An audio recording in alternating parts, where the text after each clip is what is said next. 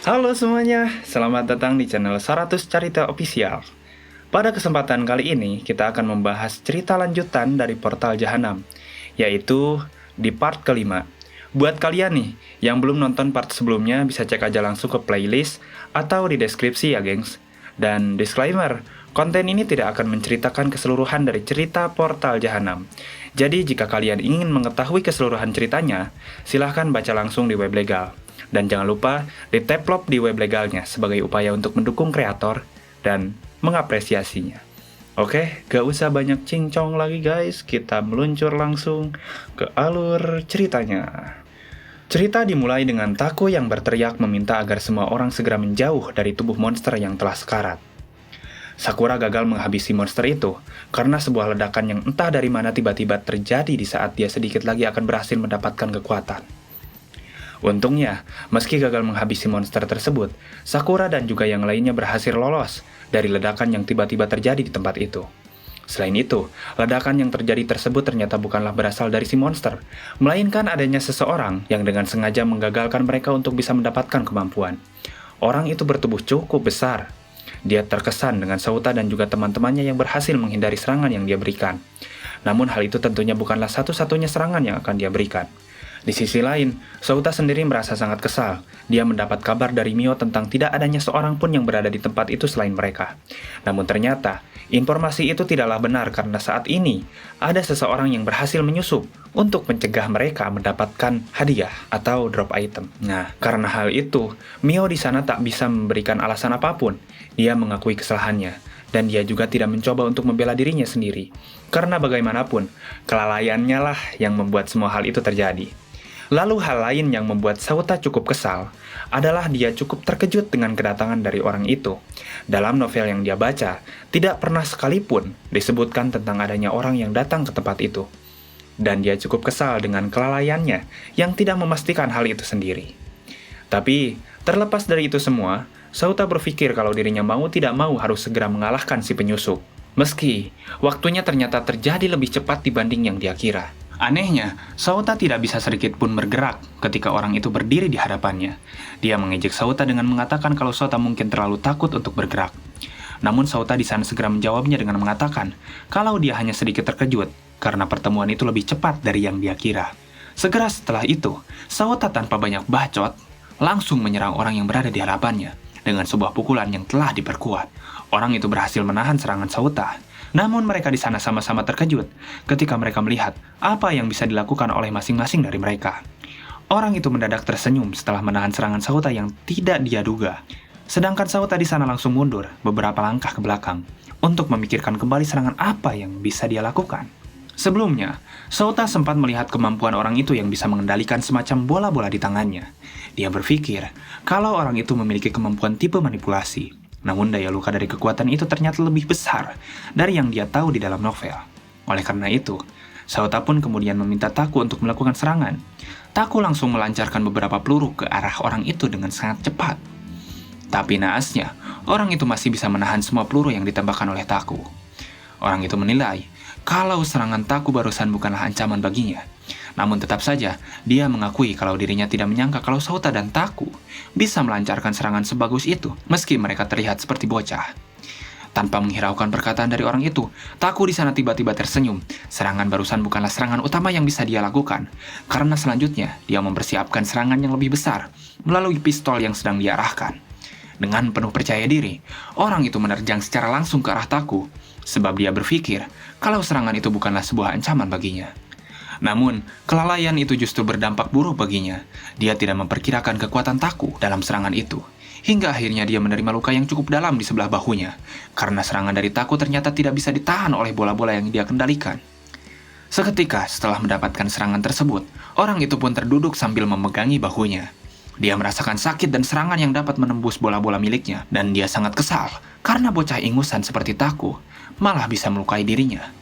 Melihat orang itu yang kini telah terduduk setelah mendapatkan sebuah serangan, Sauta dan juga Taku pun mendekatinya perlahan-lahan, sambil mengatakan kalau orang itu tidak seharusnya meremehkan kemampuan mereka. Tapi sangat di luar dugaan, orang itu tiba-tiba bergerak sangat cepat ke arah mereka, ketika mereka berpikir kalau orang itu sudah tidak bisa lagi menggerakkan tubuhnya. Dengan kecepatannya itu, Sauta ternyata bukanlah orang yang dia incar. Orang itu terus berlari melewati Sauta dengan kecepatan yang luar biasa, hingga dirinya berhasil mendekati Taku yang posisinya berada di belakang Sauta. Taku di sana sama sekali tidak bisa membaca pergerakan dari orang itu. Dia seketika berada di hadapannya dalam waktu yang sangat singkat. Dan hal itu membuat Taku harus menerima serangan dari orang itu secara langsung, hingga membuatnya terpental oleh dorongan yang sangat kuat. Sauta yang melihat hal itu tentunya tidak bisa hanya diam saja. Dia mencoba untuk menghajar orang itu dari titik butanya. Namun orang itu berhasil menangkap Sauta secara tidak terduga dan membantingkannya dengan cukup keras, hingga Sauta tidak sempat untuk menghindari tangkapan dari orang yang dilawannya. Mengerikan guys, ternyata orang ini cukup jago ya. Kini posisi Sauta berada sejajar dengan kaki orang itu. Dia mencoba untuk berdiri, namun orang itu sekarang telah kembali mempersiapkan sebuah serangan yang pastinya diarahkan kepada Sauta. Di serangan pertama, Sauta berhasil menahan serangan tersebut dengan lengannya. Dia berusaha keras untuk menahan serangan itu, namun serangan kedua dari orang itu sama sekali tidak bisa dia tahan, hingga dia juga harus mendapatkan serangan di mukanya. Serangan dari orang itu tiada hentinya. Dia menyerang Sauta secara beruntun menggunakan kedua lengannya, hingga Sauta tak mampu lagi bergerak dan berakhir menerima semua serangan itu secara langsung. Melihat Sauta yang sedang dihajar habis-habisan seperti itu, tentu saja Mio dan juga Taku tak bisa hanya diam saja. Mereka mencoba untuk melakukan sesuatu yang dapat membantu Sauta. Namun tindakan mereka itu malah berhasil diketahui, hingga akhirnya orang itu bergerak ke arah mereka dengan sangat cepat, lalu melumpuhkan Mio dengan sebuah serangan di perutnya. Kini satu-satunya orang yang masih berdiri hanyalah Sakura. Dia merasa kesal pada orang itu. Namun, tak ada lagi yang bisa dia lakukan karena orang itu mengancamnya untuk tidak melakukan sesuatu yang semakin merugikan teman-temannya. Sekali lagi, orang itu memperingatkan Sakura untuk tidak melakukan sesuatu yang sia-sia, dan segera membawa teman-temannya pergi ke rumah sakit sebelum mereka terluka parah. Namun, di saat orang itu sudah mulai jumawa dengan apa yang telah dia lakukan, dia tiba-tiba terkejut karena mendengar suara Sauta yang mengatakan kalau dirinya belum selesai. Dalam sekejap, Sauta telah berada di dekat orang itu. Dia menyiapkan sebuah serangan kuat, dan orang itu merasa kalau dirinya tidak mungkin sempat untuk menghindar karena Sauta menyerangnya lewat titik buta di belakang punggungnya. Alhasil, orang itu pun terpental jauh oleh pukulan Sauta. Dia terhempas menjauh dari tempat asalnya, hingga pada akhirnya tidak sadarkan diri setelah menghantam tembok yang berada di sekitar tempat itu. Entah apa yang telah dilakukan oleh Sauta. Dia sebelumnya menerima banyak sekali serangan secara terus-menerus. Namun, ternyata dia masih bisa bangkit meski seharusnya dia tidak sanggup lagi untuk bergerak. Setelah menghajar si penyusup, Sauta segera menghampiri Taku. Dia membantu Taku untuk kembali berdiri sambil menanyakan tentang bagaimana keadaannya. Taku menjawab kalau dirinya baik-baik saja. Dia merasa bersyukur karena tangannya tidak mengalami patah tulang, berkat pelatihan yang dilakukan bersama Sauta selama kurang lebih 2 minggu. Lalu terlepas dari itu, Sauta pun kemudian segera menyuruh Sakura untuk menghabisi monster yang sebelumnya sempat tertunda karena mereka harus segera pergi meninggalkan tempat itu. Karena hal itu, Sakura akhirnya berhasil menghabisi monster itu dan akan segera mendapatkan kemampuan setelah dia menelan sebuah item mirip bola yang keluar dari monster tersebut. Sakura cukup terkejut ketika dia merasakan banyaknya buff yang dia dapat setelah dirinya menelan bola itu. Dia merasakan banyaknya energi yang mengalir di tubuhnya. Namun, Sauta dan juga yang lainnya telah berjalan meninggalkannya sendirian. Di sisi lain, penyusup yang tadi menyerang Sauta dan kawan-kawannya kini sedang terbaring lemas setelah menerima serangan yang sangat telak dari Sauta. Dia terdiam sambil memikirkan tentang kekuatan apa yang sebenarnya dimiliki oleh Sauta. Awalnya, dia hanya mengira kalau kekuatan Sauta hanyalah kekuatan peringkat fisik biasa. Namun ternyata kekuatan milik Sauta jauh lebih besar dari apa yang dia kira. Di tengah dirinya yang masih melamun itu, dia tiba-tiba menerima sebuah telepon dari seseorang yang menanyakan tentang berapa lama urusannya akan selesai. Di sana dia meminta maaf pada orang yang menelponnya karena dia telah gagal menjalankan misi yang diberikan kepadanya. Sebab dirinya dihajar oleh 2 bocah ingusan yang tidak lain adalah Sauta dan juga Taku. Orang yang menelponnya itu memintanya untuk menjelaskan hal yang dialaminya dengan lebih rinci. Namun dia menjawab hal itu dengan berkata kalau dirinya akan menjelaskan semuanya setelah dia kembali sebab saat ini seluruh tubuhnya masih terasa sakit. Beberapa waktu kemudian, si penyusup itu pun telah kembali ke markasnya. Dia pulang dengan rasa kesal yang luar biasa. Dia menendang pintu begitu saja sambil mengoceh tentang betapa kesalnya dirinya karena dihajar oleh 2 orang bocah ingusan. Di tempat itu ternyata ada juga Scorpio yang sudah menunggunya. Mereka adalah sebuah kelompok bayaran yang hanya beranggotakan 3 orang saja. Namun tentunya, Kekuatan masing-masing dari mereka sangat bisa dibilang setara dengan beberapa orang yang memiliki kemampuan. Ketua dari kelompok itu cukup terkejut ketika mendengar kegagalan dari anak buahnya. Dia tak menyangka kalau ada seseorang yang cukup kuat menahan bawahannya tersebut. Padahal orang yang dia kiri memiliki kekuatan yang setara dengan beberapa orang. Tapi berkebalikan dengan reaksi dari si ketua, orang itu justru dengan santainya menjelaskan semua hal yang dialaminya. Dia mengatakan kalau dua orang bocah yang menghajarnya sangat gila, karena mereka bisa bekerja sama dengan kekuatan yang melengkapi satu sama lain.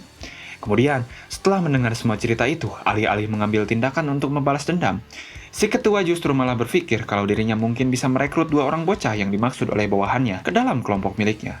Namun tentu saja, bawahannya itu tidak setuju dengannya. Dia masih merasa kesal karena dihajar oleh dua orang bocah. Dan dia bahkan mengatakan kalau dirinya akan membalaskan kekalahannya suatu saat nanti. Tapi si ketua sama sekali tidak menghiraukan perkataannya. Dia di sana malah meminta Scorpio untuk menyelidiki dua orang bocah yang dimaksud oleh bawahannya selama 3 hari. Dan melaporkan hasil penyelidikannya setelah 3 hari kemudian. Tanpa banyak bertanya lagi, Scorpio langsung mematuhi perintah itu. Dia bersedia untuk melakukan penyelidikan. Dan dia juga akan memastikan kalau dua orang bocah yang dimaksud itu mau bergabung ke dalam kelompok mereka. Scene berpindah, memperlihatkan sebuah rumah sakit yang menjadi tempat di mana Sauta mengantarkan Taku dan juga Mio untuk diperiksa. Taku di sana terlihat sama sekali tidak mengalami cedera yang fatal. Namun Mio masih belum sadarkan diri sejak dirinya mendapatkan pukulan telak di perutnya. Si dokter mengatakan bahwa tidak ada yang aneh dengan organ dalam milik Mio, hingga dia akan segera kembali sadar setelah beristirahat selama beberapa minggu ke depan. Sakura sangat senang mendengar hal itu. Dia bersyukur tidak ada sesuatu yang buruk pada kondisi Mio saat ini. Dan dia sangat berterima kasih kepada si dokter karena telah memeriksa keadaan Mio. Di samping itu, si dokter juga mengatakan kalau Taku hanya mengalami pergeseran pada sendi di lengannya tanpa adanya tulang yang patah. Dengan wajah bodohnya, Taku di sana malah sok kuat dengan mengatakan kalau dirinya baik-baik saja. Namun setelah itu, dia justru malah merasakan sakit ketika dia mencoba bersikap keren di depan semua orang yang ada di sana. Karena melihat tingkahnya itu, si dokter sungguh berpikir kalau Taku memang orang yang bodoh. Dia sedikit khawatir pada Taku yang bodoh itu, hingga dirinya berkata kalau mereka bisa menghubunginya kapan saja jika ada sesuatu yang terjadi pada lengan Taku. Sementara itu di tempat lain, Sakura dengan penuh percaya diri mengatakan kalau dia mengetahui sebuah informasi yang sangat berharga. Dia berpose seperti orang yang mengetahui segalanya, karena dia ingin mengetahui rencana apa yang kemudian akan dilakukan oleh Sauta jika dirinya membocorkan sebuah informasi yang dia miliki. Tentu saja, Sauta pun meminta Sakura untuk memberitahunya mengenai informasi itu. Sakura mengatakan kalau pemerintah telah mulai membentuk pasukan khusus untuk melawan para monster jahanam.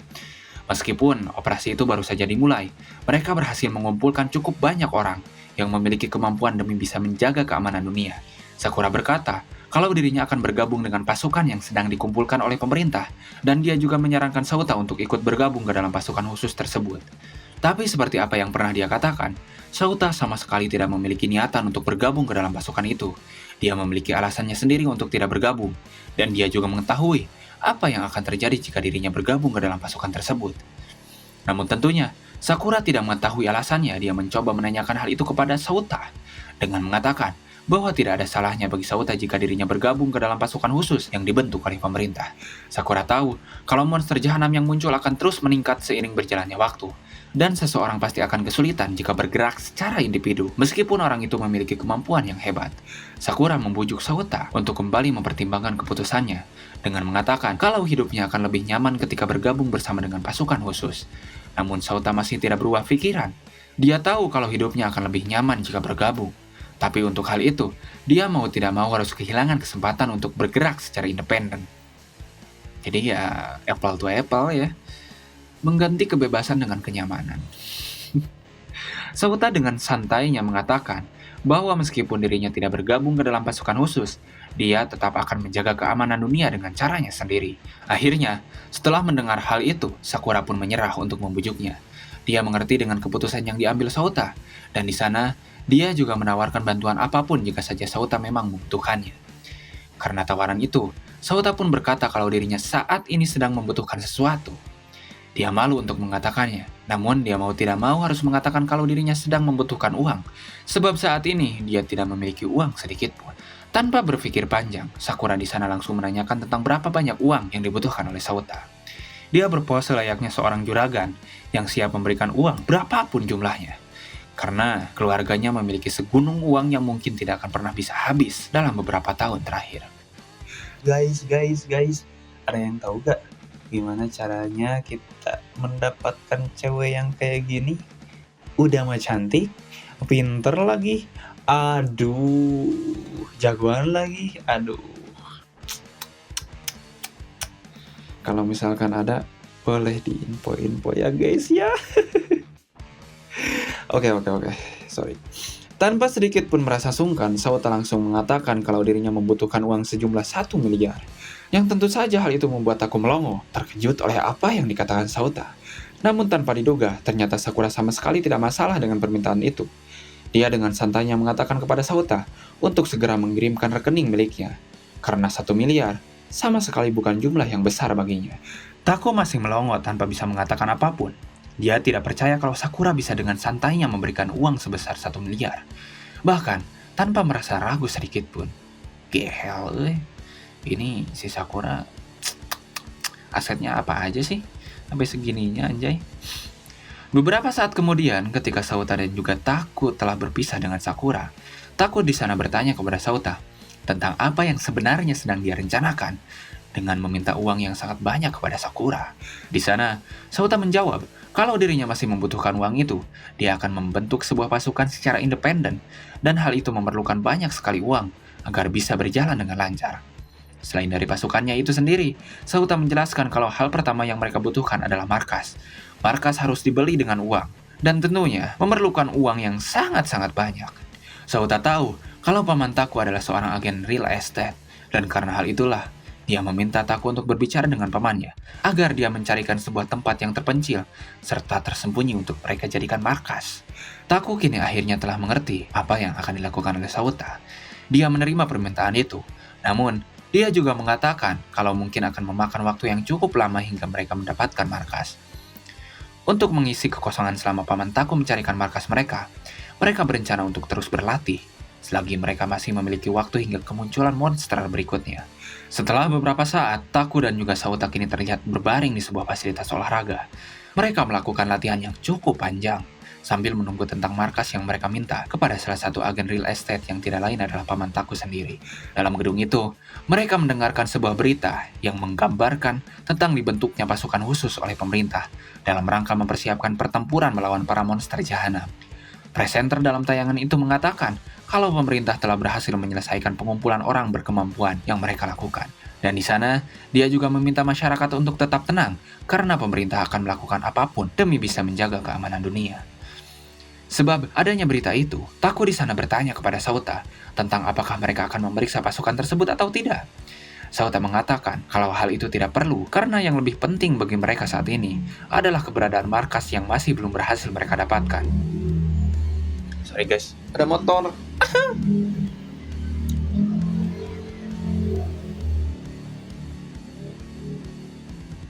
Terlepas dari itu semua, waktu menuju kemunculan portal berikutnya adalah 3 hari lagi. Mereka telah menjalankan latihan selama beberapa minggu, dan portal berikutnya akan segera terbuka sebentar lagi. Tapi sebelum mereka bersiap untuk berangkat, tiba-tiba ada seseorang yang mendatangi mereka, sambil diselimuti oleh aura yang sangat kuat. Orang itu seolah telah mencari mereka dalam beberapa waktu terakhir, sehingga dia terlihat seperti menemukan apa yang telah dia cari setelah berhasil mendatangi tempat Sauta dan juga Taku. Tentu saja, Sauta dan juga Taku tidak mengenali orang itu. Mereka segera memasang kuda-kuda untuk berjaga-jaga bila orang yang mendatangi mereka adalah orang yang bertujuan untuk menyerang mereka. Orang yang mendatangi mereka adalah seorang perempuan. Dia memiliki rambut merah sambil mengeluarkan aura mencekam setiap kali dia berjalan. Tidak salah lagi, orang yang mendatangi mereka itu adalah Scorpio. Dia pergi mencari Sauta dan juga Taku karena perintah dari ketua kelompoknya. Setelah dia mendapat kabar kalau salah satu anggota kelompoknya dihajar habis-habisan oleh 2 orang bocah. Namun bukan hanya kita yang menyadari itu, karena Scorpio juga di sana ingat kalau Sauta adalah seorang pemuda yang mendatanginya di hotel. Dia sangat terkejut ketika mengingat hal itu. Dia tak menyangka kalau ternyata bocah yang menghajar salah satu anggota kelompoknya adalah pemuda yang sama dengan yang pernah ditemuinya di hotel mantap-mantap. Namun hal itu tentunya tidak berlaku untuk Taku. Dia tidak pernah bertemu dengan Scorpio sebelumnya, dan dia juga sangat kebingungan tentang mengapa Sauta bisa bertemu dengan cewek yang sangat-sangat bohai sepertinya. Tapi Sauta sama sekali tidak menghiraukan tubuh bohainya itu. Dia secara gamblang langsung menanyakan tentang tujuan apa yang membuat Scorpio mencari dan mendatangi mereka. Setelah itu, Scorpio pun kembali memperkenalkan dirinya. Dia berkata kalau dirinya berasal dari sebuah kelompok bernama 12 Bintang, di mana salah satu dari mereka adalah orang yang sempat dihajar oleh Sauta ketika dia menemukan portal ketiga. Ketika mendengar hal itu, Taku yang biasanya terlihat bodoh, tiba-tiba mengambil tindakan waspada sambil menanyakan apakah tujuannya mendatangi mereka adalah untuk melakukan balas dendam atau bukan. Namun, Scorpio bisa langsung menenangkan Taku. Dia meraih tangannya sambil memamerkan tubuh bohainya kepada Taku, sambil berkata kalau Taku tidak perlu merasa curiga terhadapnya. Dia dengan lembut mencoba untuk membujuk Taku dan juga Sauta dengan mengatakan kalau dirinya ingin meminta mereka untuk bergabung ke dalam kelompoknya. Ketika Sauta berhasil menghajar salah satu anggotanya, Scorpio berkata kalau ketua kelompoknya tertarik kepada mereka, hingga memerintahkannya untuk membunuh mereka jika saja Sauta dan juga Taku menolak untuk bergabung ke dalam kelompoknya. Mendengar hal itu, Taku di sana langsung memasang pose sombong. Dia dengan sangat percaya diri mengatakan kalau Scorpio tidak mungkin bisa mengalahkan mereka, karena bagaimanapun jumlah mereka lebih banyak dibanding dirinya. Tapi tepat pada saat itu, Taku tiba-tiba merasakan sesuatu yang menusuk dirinya. Dia tiba-tiba merasa pusing, hingga harus terduduk di tempatnya berdiri, seolah ada sesuatu yang menusuknya dari dalam. Bukan hanya Taku yang merasakan itu, Sauta juga merasakan hal yang sama. Mereka seketika sadar kalau apa yang mereka sedang rasakan adalah kekuatan dari Scorpio. Dan tentunya, mereka juga sekarang tahu kalau perkataan Scorpio tentang membunuh mereka bukanlah sebuah omong kosong belaka. Dalam sekejap, mereka tiba-tiba kehilangan keseimbangan. Kaki mereka sempoyongan, hingga mereka hampir tidak bisa menahan keseimbangan tubuh untuk tetap berdiri. Sekali lagi, Scorpio mencoba untuk mengintimidasi mereka dengan aura dan kekuatan yang dia punya. Dia menanyakan kesediaan mereka untuk bergabung ke dalam kelompoknya, hingga pertanyaan itu kini lebih terasa seperti sebuah ancaman dan paksaan. Sauta dan juga Taku masih belum bisa menggerakkan tubuh mereka. Mereka masih merasakan sesuatu yang menusuk mereka perlahan-lahan dari dalam. Dan hal itu membuat wajah mereka pucat, seolah mereka akan segera mati karena terkena sebuah racun. Tapi di tengah Scorpio yang sedang menunggu jawaban sambil mengintimidasi mereka, tiba-tiba dia mendengar suara dari seseorang yang mengatakan kalau dirinya telah berhasil menemukannya. Orang yang datang ke tempat itu adalah seorang bapak-bapak botak, beserta beberapa orang yang kemungkinan adalah orang berkemampuan yang dia sewa. Scorpio terlihat seperti tidak menduga akan kedatangan dari bapak-bapak botak itu, dan kita juga belum tahu tentang alasan apa yang membuat bapak botak itu mencari Scorpio. Apa mungkin karena bapak botak ini adalah salah satu pelanggan Scorpio ketika dirinya masih buka open BO? Aduh, sia dicariin. Ketagihan sama goyangannya kali. Aduh, sorry, agak offset ya guys ya. Bersambung ya, segitu dulu ya guys ya. Oke, kita dari 100 Carita Official mengucapkan see you next time. Jangan lupa ditonton juga video-video yang lain. Dan kalaupun kalian belum menonton episode-episode sebelumnya terkait Portal Jahanam, bisa dicek langsung ya di deskripsi. Dan ya bener ada ya. Kalau kemarin emang belum disediain gitu, sibuk soalnya miminnya. Memerangi monster, soalnya miminnya Ultraman ya guys ya. Oke, segitu dulu ya guys ya terkait cerita Portal Jahanam kali ini. Ya, sampai jumpa di lain waktu. Jangan lupa di subscribe, di komen-komen, dan silahkan tuliskan opini-opini kalian, pendapat-pendapat kalian terkait cerita Portal Jahanam ini. Atau mungkin mau berdiskusi ria, silahkan ya, dipersilahkan.